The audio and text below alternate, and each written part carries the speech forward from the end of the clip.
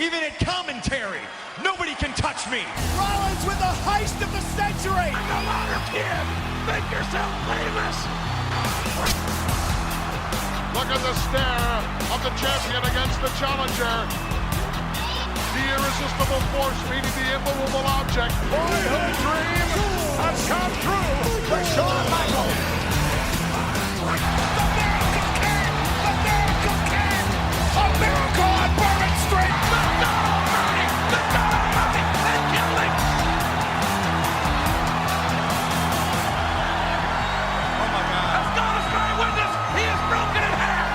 Welcome into On Commentary. And now, here is your host, James Ludeman. Welcome into another edition, well, should I say the first edition of On Commentary. I'm your host, James Ludeman. I want to first of all say thank you. Thank you for this opportunity to come and hang out with you. This is going to be a weekly show. We're going to have a lot of fun with it. Hopefully, cross your fingers, we'll be able to have some interviews on this show as well. But the main purpose really of this show is to talk about what is going on in the world of professional wrestling, more specifically, what is going on with the WWE. And that's what we're going to do every week. We're going to have a good time. We're going to have fun. We're going to enjoy ourselves. But we're also going to talk about some rumor that's really surrounding the WWE. And there's a lot going on these days with the WWE. As most of you are aware by now, there were several cuts from the WWE last week. And boy, they have really shaken up what is a great roster for NXT. And I guess we'll kind of start there because honestly, there's a lot going on with NXT right now. With TakeOver 36 coming up, you got to know that there's going to be some shakeups with this. And I think the cut list was really the beginning of that. So let's go through that list just real quick in case you have not seen it, which of course you have because you're a wrestling fan. That's why you're listening to this podcast. So in all, and this is according to Sean Ross Sapp of Fightful.com, WWE released the following. I'm going to go through the list quickly. Bobby Fish, that's a big deal. That is a huge deal. I know I just said I was going to go through it quickly, but this is a huge, huge deal. You got to wonder what went into this kind of decision. Was it injury? Was it just not having anything for him? I still think the Undisputed Era split was a big loss for Bobby Fish. Roderick Strong is doing his own thing. Kyle O'Reilly and Adam Cole are really entrenched in their rivalry right now, which we'll talk more about that throughout the show, about Adam Cole and his status with NXT, what that might look like as well. But I think Bobby Fish, unfortunately, just kind of got lost in the shuffle. And it's really a shame because he's a great talent. When he was healthy, him and Kyle O'Reilly did a great job as the tag team champions. So this is a huge loss. Bronson Reed, again, same thing, huge loss. Jake Atlas, Ari Sterling, Kona Reeves, Leon Ruff, Steven Smith, Tyler Russ, Zachariah Smith, Asher Hale, Giant Zangier, and of course Mercedes Martinez knocking out the 8 that were released from NXT. This is huge.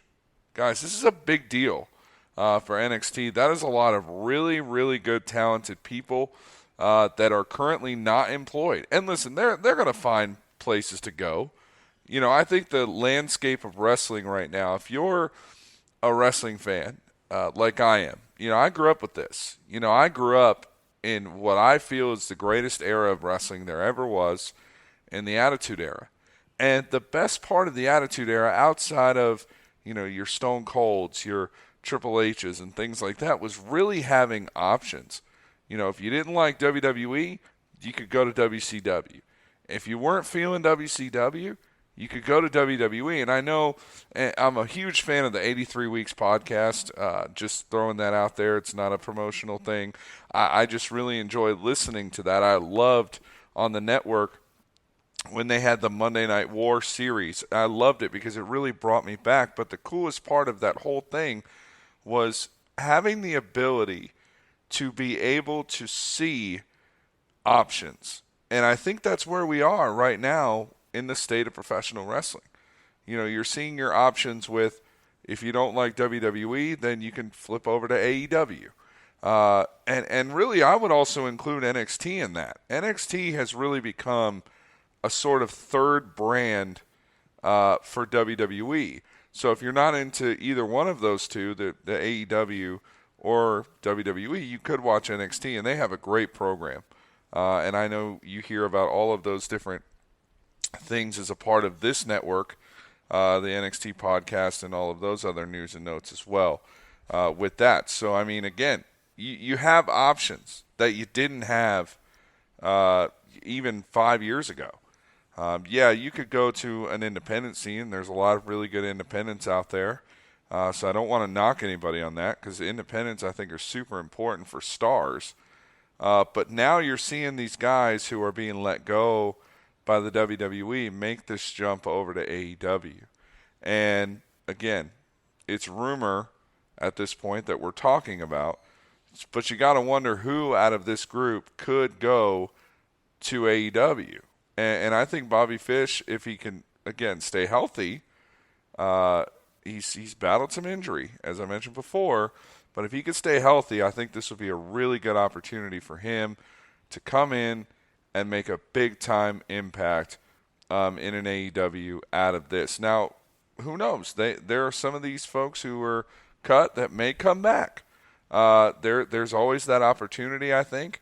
The door is never closed, it seems like, for a lot of these talents.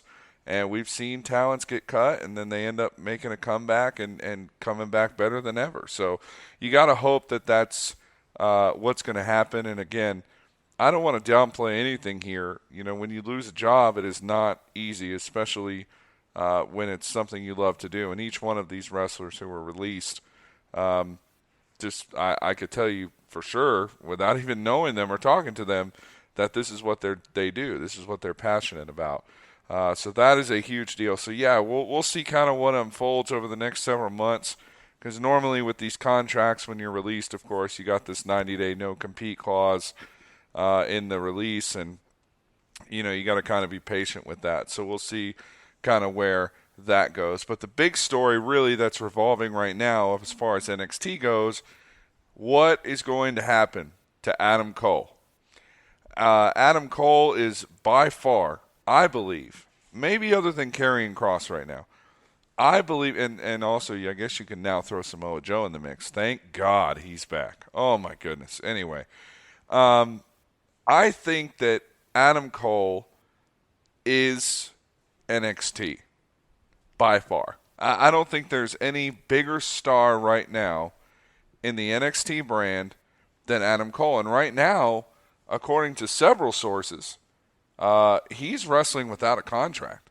Now, this is according to sources. Now, this is not, again, a lot of what you'll hear on this show is rumor. And that's what we like to do. We like to speculate. We like to talk. We like to think about what could happen. And according to Raj Girl of Wrestling Inc., they are reporting Adam Cole's contract with WWE will expire after SummerSlam on August 21st. It goes on to say the deal was originally up after the Great American Bash, but Adam Cole chose to briefly extend his window for that. So, again, he is scheduled to face Kyle O'Reilly at TakeOver 36, and what an interesting phase it would be if that would be the last match of Adam Cole's NXT run. Now, there was an interview on Inside the Ropes last month where Adam Cole did say that he feels as though he has more to do in NXT. What that will entail, who knows? I mean, there's a lot of different directions you could go with that. I think if Karrion Kross and Samoa Joe, if we do see a title change, this is just prediction from me, but if you do see a title change there, don't be surprised if the next program could feature Samoa Joe and Adam Cole. Two guys who have never faced each other before in any promotion, by the way, could come out and have a very, very good program for several months. Now, the other side of this, again, as we touched on earlier, is AEW. What is AEW going to do? Because if Adam Cole is indeed a free agent, and again, this is all spec at this point, But if Adam Cole is a free agent after SummerSlam, you got to believe that AEW is going to be first to bang on that door and say, hey, come on over. Now, it's no secret, of course, Britt Baker, the AEW Women's Champion, is obviously they're together, and it's easier to work when you're, together with someone, and it's easier in the same company to work in that way. And I think Adam Cole, again, as I've said, he's the face of NXT. Could be an immediate impact for AEW. I mean, could be a guy really that could go up against Kenny Omega right now and win. Now, I love Kenny Omega. I love the character. I love what we're seeing. I love this elite thing they have going on. I think it's fantastic. I love the character development of Kenny Omega. But if you're going to build a company around someone, and Kenny's a person that could do that, so that would be a great thing. But if you're going to build a company on the shoulders of one person, Adam Cole would be your guy. He would. And this is kind of sounding like the Adam Cole brag show instead of the commentary at this point. But hey, it's commentary, right? We can talk about whatever we want to talk about. And I think that there's a lot to say when it comes to giving guys an opportunity to take the reins and to really move a company forward. Now, I know there's some rumor about Daniel Bryan, or Bryan Danielson, if you will. I think there's also some rumor about CM Punk, which seems to be getting more traction, especially with a show coming up in Chicago. Boy, what a story that would be if CM Punk were to come back after all these years, all this time away from the business, and come back to AEW in Chicago. I'm telling you right now, if CM Punk comes back to pro wrestling, be prepared for Twitter to literally shut down for at least an hour, maybe 5. I mean, I know that's a pretty general number there, but I'm telling you, the internet would break. I mean, it would absolutely break. And from what I'm reading all around the internet, sources are saying that the chances of CM Punk going to AEW are very, very good. So, again, don't sleep on that rumor. But in addition to that, I think also as important is the fact that we could also see a situation where CM Punk comes to AEW. Bryan Danielson could come to AEW as well. Those are two big stars. I mean, Daniel Bryan, come on, he's the man. I mean, he could literally take your company as well. He's another guy that you could really, build off of and have great storylines. He's a worker. And I think what the allure is for those two is that they don't have to work on a full-time schedule, which I think is what their big thing is right now. With WWE, there's live events, there's things like that. And if you're like a John Cena, who just came back, which was pretty cool also, by the way, and I love what they're doing with him and Roman Reigns. I can't wait for that program, to get going at SummerSlam. But, with AEW, you kind of have some liberty, it seems like. Now, if CM Punk comes back and he wants to work a full-time schedule, absolutely you do it. Is he going to work a full-time schedule? I don't think so. And I don't think he needs to. That's the other side of this. CM Punk does not need to work a full-time schedule to be effective. Daniel Bryan doesn't need to work a full-time schedule to be effective. And I think those are two guys that if AEW is able to get this done, and it seems like they're heading in that direction, then, I think you're going to have AEW really gain some steam. I don't know if any of you guys caught the Vince McMahon investor meeting. I actually own a share in WWE. Little known fact about me. I am a shareholder. I have one share, and I'm cool with it. I'll keep my one share. But they have these investor meetings, and I'm sure you guys have heard by now. They had the interview with him, and he said, AEW is not competition. I mean, if CM Punk and Daniel Bryan join AEW, I'm sorry, that's competition. I mean, you're really going to start dividing the audience because anytime, listen, I've been at these events. I've been to WrestleMania where they're chanting CM Punk. They have been chanting CM Punk since the day he left. And that was, 2014, I think it was, 2013, somewhere in there, after the Royal Rumble, when Kane eliminated him from outside the ring, which was a travesty. I think it was terrible for him to go out like that. But so they've been chanting this guy's name for a long time. And if you're going to tell a fan that CM Punk, the guy whose name you've been chanting for months and months and months and months and months, is coming back to professional wrestling, I'm in. I'm, no pun intended, I'm all in on that. Because I think that that's a fantastic opportunity.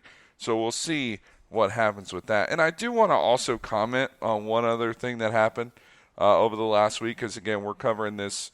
We'll cover these things on a week-to-week basis, kind of go through the news for the week. We'll take a look. We'll start. Usually this will air on, I believe, either on Tuesday or Wednesday. We're still kind of locking the details on that.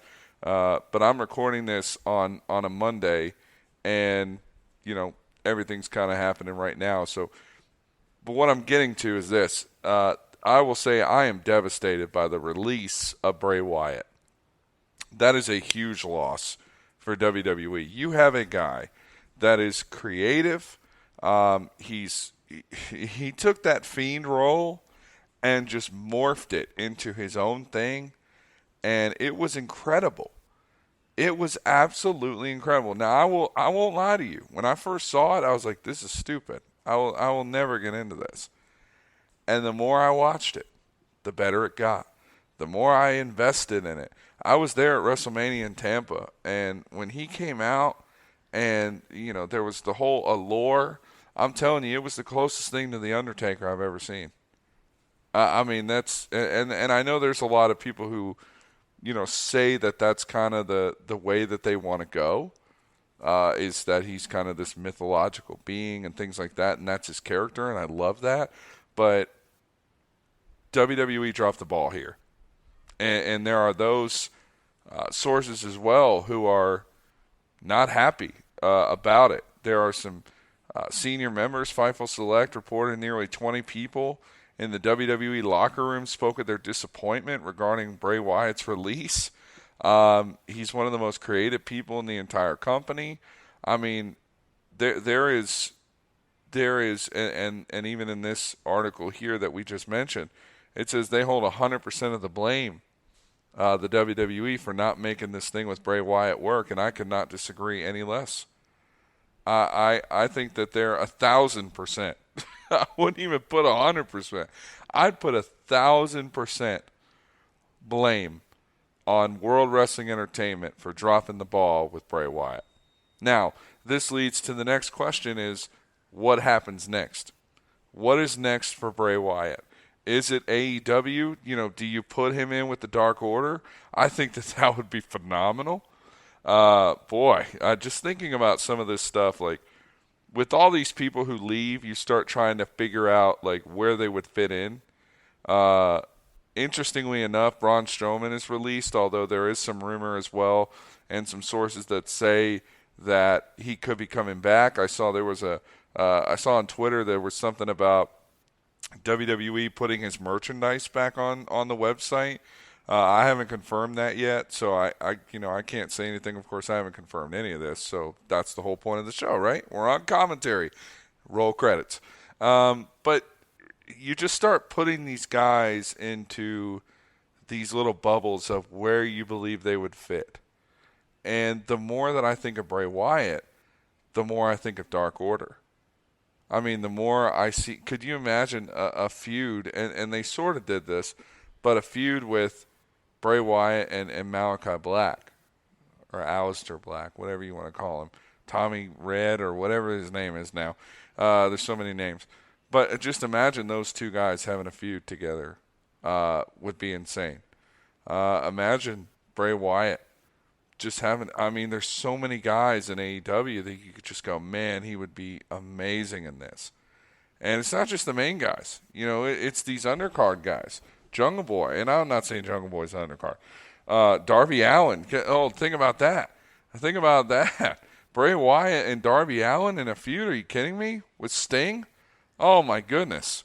That, I'm telling you, just sign me up for creative. I mean, we might as well call this creative control, because I'm telling you, I'm selling an AEW pay-per-view right now with all of these guys, and that's really kind of we'll have our what's called our big bust moment of the week, and I think for the next 2 weeks, our big bust moment of the next 2 weeks is going to be the release of Bray Wyatt for WWE. And I'm sorry, I get it with these quote budget cuts that they do.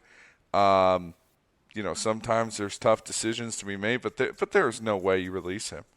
I mean, there's no way that you release Bray Wyatt. WrestleMania was not exactly a highlight moment for Bray Wyatt. They built up this feud with Randy Orton, and it was so well done. I mean, so well done. And they built this thing up, and then they just take Alexa Bliss into it, put it in where it's supposed to be, and she ends up costing them the match, and that's the end. Like, that was it. There was nothing after that. And I know that Bray, in several reports that I've read and stories I've read as well, really struggled with, the death of his good friend. And I know that that's a difficult thing to go through. Losing a brother myself, I know how that feels. It is very difficult to get through something like that. But I really feel like if this was not a WWE decision, if this was a decision, and it just, to me, it just seems like it was a WWE decision. But maybe for a second, if we just say, maybe what if this wasn't a WWE decision? What if this was just Bray Wyatt saying, I'm done? Could you imagine Bray Wyatt not being in wrestling anymore? I couldn't. I mean, there's so much creativity that comes from Bray Wyatt, going all the way back to the Wyatt family in NXT, going to the Wyatt family coming up, their matches against the Shield. I know we heard the podcast on this network, This Week in WWE, which is a great show. You can go check them out. They did the match of the week, and that was one of them, Wyatt family versus Shield. That's something we'll never see again. I'm pretty sure. Now, I guess you can never say, obviously you'll never say never to seeing some version of that. But the Wyatt family will never be again. I mean, without Luke Harper, all that, John, I mean, there's no way that could ever happen again. So that's a never say never that I'm just putting to rest, because it will not happen again. And those were some of the greatest feuds that I think I've ever seen. Those matches were great. But just imagine for a second Bray Wyatt not being in wrestling. I mean, it's hard to even think about. But I'm going to tell you this, and look, I don't mean to stand on my soapbox here, so just bear with me for a second when I stand up here on this soapbox. Mental health is a very serious issue in this country right now. This isn't a political show, but I'm just saying mental health is a very serious thing. And if it's somebody's mental health versus their career, I'm sorry, your mental health takes precedence over everything else. We need to really do a better job as people of understanding situations. And if Bray was miserable, we've heard other wrestlers, we talked about CM Punk. CM Punk was miserable for the last part of his career, and he's been very vocal about it. He was not happy with what happened to him, and I don't blame him. That's another one of those things you could say WWE was 1,000% responsible for CM Punk not being involved in pro wrestling anymore, or at least for now. We'll see what happens with this AEW rumor as well. But again, I just cannot believe that we'll see the end of Bray Wyatt. And if that means that he goes to AEW, good for him. I really hope he does. I hope he does well. And I think it's something that if he were to go to AEW, I think he could really have a great opportunity to do well. And look, put him with Dark Order. I mean, come on, just make it happen. That would be incredible. And I think that would take Dark Order to an even higher level than they already are, which is saying a lot, because they got a lot of really talented guys inside there. And one last thing I do want to talk about, since we've talked so much about AEW. I know this is a WWE show, and it is, but we're going to talk about a lot of different wrestling as well. So, chances are we'll talk about AEW too. And if you want to follow us on Twitter as well, ask your questions. We'll talk about it. If you got some rumors that you've heard that you want to discuss, we'll talk about it. Just leave a comment, message us, and we'll let you know when we can have that on the show. And hopefully this show evolves. That's the thing about this, is that I want this to evolve into a great show that is interactive.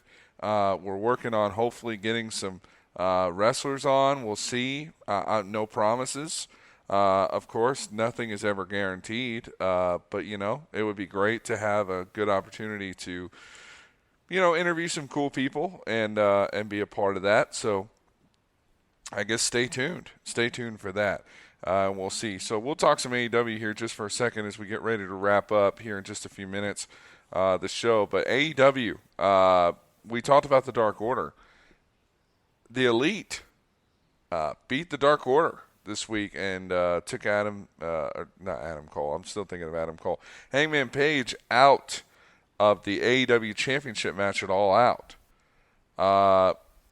And again, Dave Meltzer, who we'll also refer to on this show as well, Wrestling Observer Radio, he has reported Page is now not expected to feature at all in Chicago.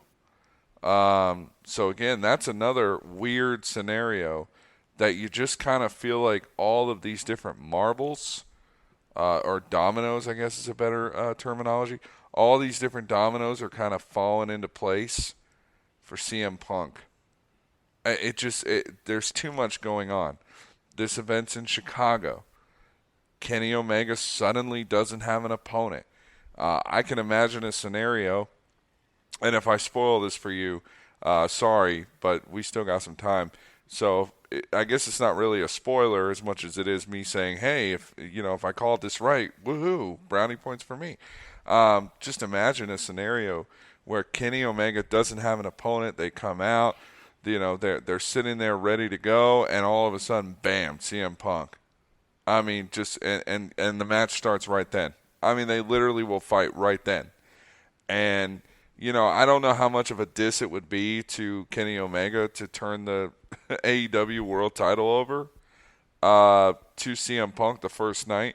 But again, as much as I said earlier about the internet exploding if CM Punk were to even show up on a professional wrestling show, imagine the internet exploding twice if CM Punk were to somehow win the AEW World Championship on his first night. I mean, on his first night in. And look, Kenny Omega, I don't know if he's the guy to drop the belt like that. Maybe you could do kind of a Jon Moxley situation where, Jericho and Omega did their thing, and then Mox came out and took care of business and beat up both of them. Maybe you could do something like that. I think that would probably go over well. Do you hand Punk the world title his first night on the program? You could. And you could really kind of stick it to WWE too by doing it that way. But again, that's rumor. But yeah, that is interesting how, they were really working on Hangman Page, and now he's out. I mean, he's out. Now, this could be just a storyline where somehow, there's a match and then Adam, works his way back in to the fold, and I think that's probably more realistic than CM Punk coming back. I'm not going to lie to you, and I'm going to put this Twitter poll up on our page after this show releases. I'm going to put four numbers or four percentages out there. What are the chances, in your opinion, of CM Punk coming back to wrestling at all? First of all, but secondly to AEW, and I think if I'm at 100% would be yes, he's 100% for sure coming back. Absolutely. But right now, I'm at I want to say I'm at a solid 40%. I don't want to undersell it because I think it would be really cool if he came back. I think it would be great for wrestling. It would be great for the business. But if you're asking me right now if I think CM Punk is ready to come back, I'm gonna tell you no. And I don't think it's going to happen. Now, again, the dominoes are falling. We're in Chicago. What better place to come back than that? And then the other thing is if he does come back, what is his role? Is he a full-time guy? Is he a kind of like a Brock Lesnar? Does he just show up here and there and then, you put the title on him in a couple months and then he shows up here and there? I think AEW wants to be separated from what WWE has done, and I think that's what's making them so successful. So we'll see what happens with that throughout the next few months, throughout the next few weeks, and of course we'll be back next week with another edition of the show. First of all, I want to say a very special thank you to all of you for listening, taking time out of your day. I know it is your day, your time to listen to the commentary on Commentary Roll Credits. And I do want to say a very special thank you to those of you who are listening. Keep your questions coming. Keep your what do you want to talk about? What's going on with contracts? We'll look at some rumors throughout the week. We'll look at some different storylines that could affect rumors and what happens. Interesting. We'll keep an eye out on Adam Cole. We'll keep an eye on Bray Wyatt. We'll keep an eye on Braun Strowman, all these different released NXT stars, and we'll see where they end up. But we'll have some other news stories we'll talk about as well. This is rumor, but it's also news. We're kind of combining a little bit of everything, and we're calling it On Commentary. Again, my name is James Ludeman. Thank you so much for your time. I'm looking forward to going on this journey with you, and we will talk to you guys next week. Have a great evening. Treat each other well. Love each other. Stay safe. Stay healthy. And we'll talk to you guys next week. Have a great rest of your week, guys. See you.